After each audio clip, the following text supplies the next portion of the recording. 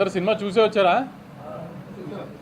అంటే morning US report influence అయ్యి చూసారా, మామూలుగానే చూసారా? ఎలా ఉంది మరి? ఫోన్ చూసుకుని మాట్లాడుతుంది మామూలు స్టేటస్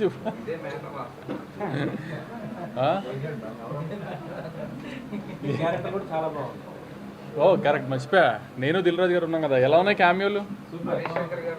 అదే అదే హరిశంకర్ గారు అంటే ఓకే లాలా ఎంజాయ్ చేశారా? నేను చెప్పాను కదా, నేను ప్రెస్ ముందు, ఈ సినిమాకి ప్రెస్ ముందుకు వచ్చినప్పుడల్లా అదే చెప్తూ వచ్చా.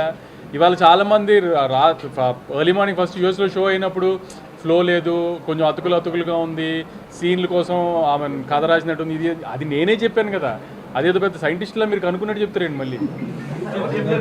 ట్విట్టర్లో మీడియా కాదు ట్విట్టర్లో అదేదో మళ్ళీ ఎందుకు, నేనే కదా అందరికి చెప్తూనే వచ్చాను కదా. నేనేదో అద్భుతంగా సాగర సంగమం తీసానని నేను చెప్పలేదు కదా.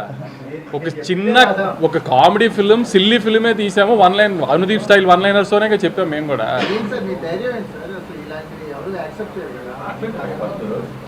లేదు, ధైర్యం ఏంటంటే ఇప్పుడు అనుదీప్ లాంటి వాడితో సినిమా తీస్తున్నప్పుడు ఎప్పుడు ఆ రిస్క్ ఉంటుంది. ఆమె కుదిరిన రోజు ఎంత పెద్దగా కుదిరితే అంత పెద్దగా కుదురుతుంది.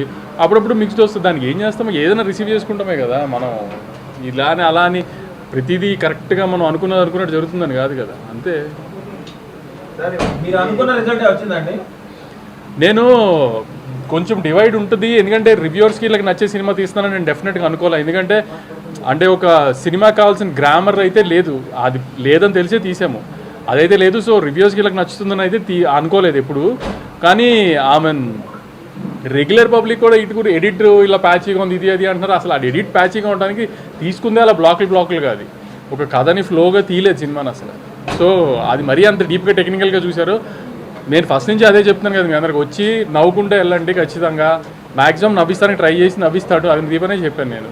దానికి ఎంతవరకు ఆమెను సాటిస్ఫై చేయగలిగాం లేదో చూసుకోవాలి అంతే. ఇంకా ఈ సినిమాల వరకు కొన్ని సినిమాలు అంతే కదా.